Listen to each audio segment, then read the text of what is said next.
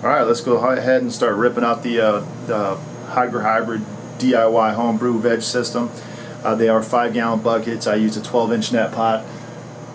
You know, reality, you can use any size net pot you want. You can use a 2-inch or a 12-inch. I like 12-inch. They're deep, they're heavy. I grow big fucking plants.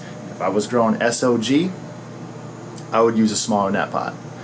But because I grow big goddamn plants, obviously this one's in cocoa, I use a larger net pot because the plant is so top heavy it can easily tumble over. That being said, before I get it too far ahead of myself, I've already started the disassembly process over here. I want to show you guys what this system is so everybody knows where we came from and where we're going and where we end up. We got a very simple system. Current culture refers to this system as the mama or the mama, I have no idea, where it's just a straight line configuration and just a single return. Look at their brochure if you're curious about what their products, all the specifics on their products. Go to their website, order a brochure, text them, or not a text, call them. They're more than happy to get on the phone with you and show you everything right off the bat. You know, deal with you on a personal level, which not a lot of companies do, so I got to give them for that. Big props.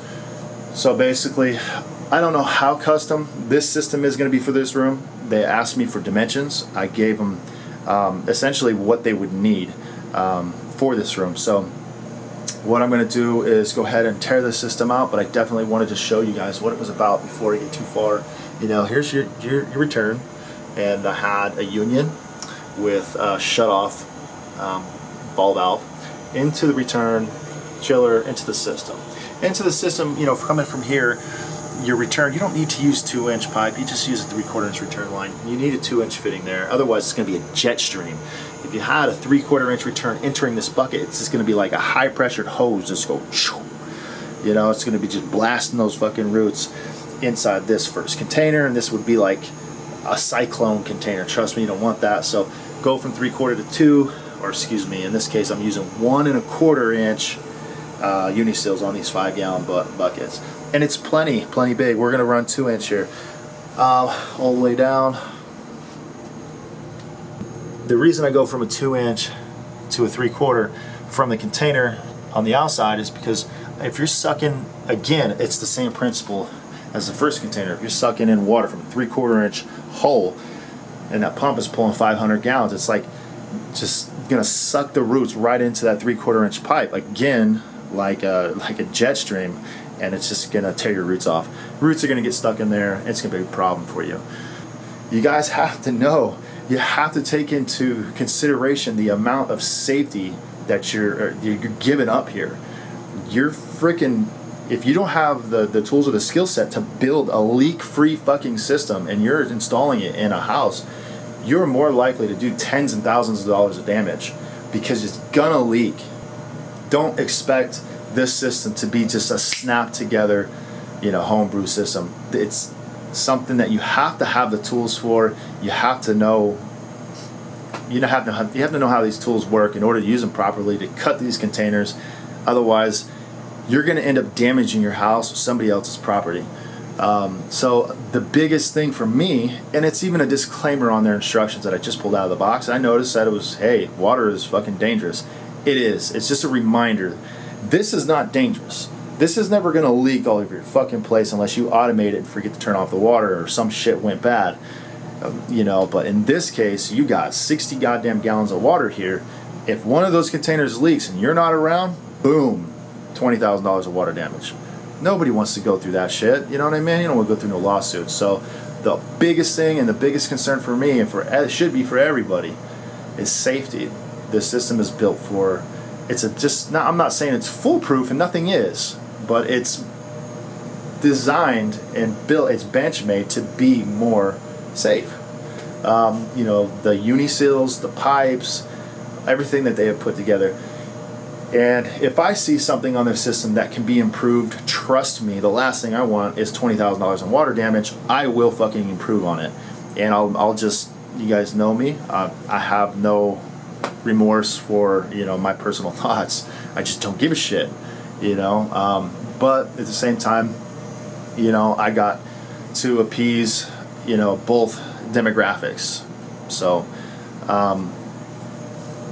that's what I'm doing here. I'm trying to bring to light why somebody would want to use current culture instead of just build your own. Not everybody can do this, and not everybody can do it safe, so we're just going to leave it at that. Let's go ahead and rip this fucker out. Alright guys, we got the system in here. It's not installed, but what we are doing, or what I'm doing, is laying out the components, the hardware to the system. This is essential to get a good rough estimate and idea of how it's all going to fit together and how it works. It's easier like that. Give yourself some space, clear it out, put it together, check it out, get a good idea of what's going on. So laying out all the pieces, we have the return manifold, we have the bridge, well, just the centers, what everybody calls them, center, all 2-inch piping, 8-gallon modules. They sent out, I haven't plugged it in yet, but a blue diamond pump. It's called a linear air compressor.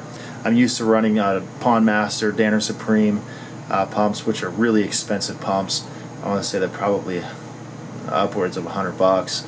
The AP60s, maybe $125. I could be wrong. It's been a long time since I purchased anything like that.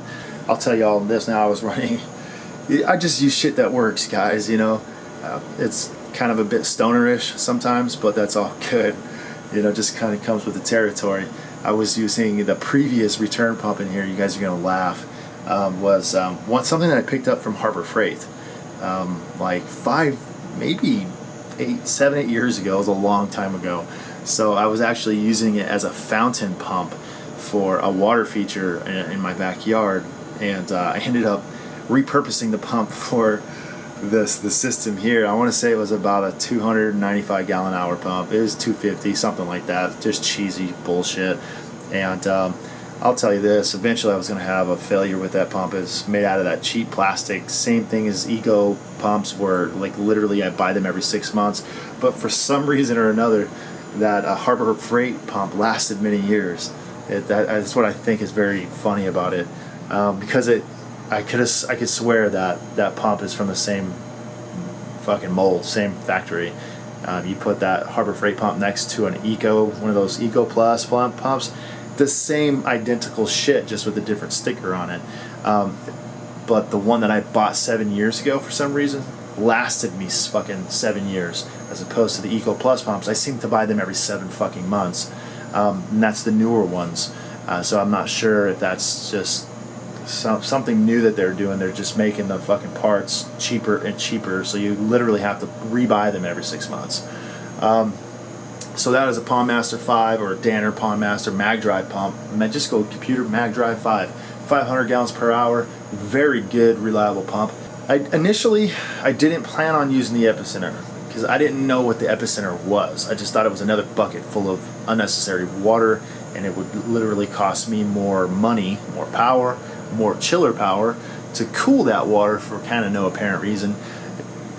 For me, they got this, you know, these access compartments here, which is enough for me to stick my pen in there and go, oh, everything's fucking perfect, and go on about my day.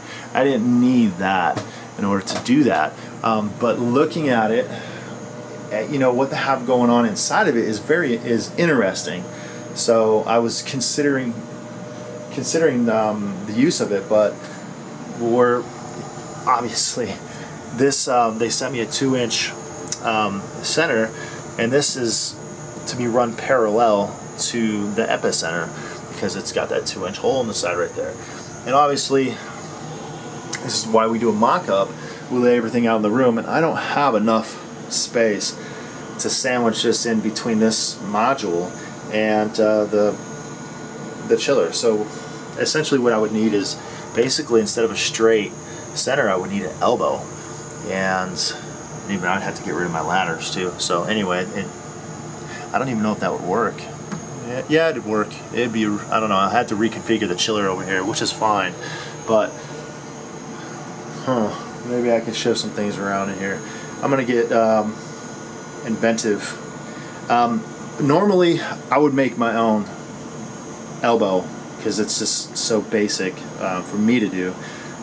In this case, I don't have any of their fittings. Everything just came pre-assembled. It was just done. So I'm gonna have to, if I want to run this in the future, I'm gonna have to, you know, call them and get the part made, or have them forward me some of these 2-inch seals here, so that I can make one myself. But I'm sure that they'd be more than willing and happy just to forward me one over. They can they'd be able to look at this and know exactly what I need. It's just kind of self-explanatory to these people, and current culture. I say these people, current culture. This is their business. This is what they do. They do it better than anybody else. All right, guys. I'm gonna go ahead and buckle everything up here and see if I have enough room to take that chiller out, reconfigure that, and throw in the epicenter. But then again, it's not all that necessary, especially with these access panels here. I may or may not do it. I don't know, but at least I'll try. All right, get back to you.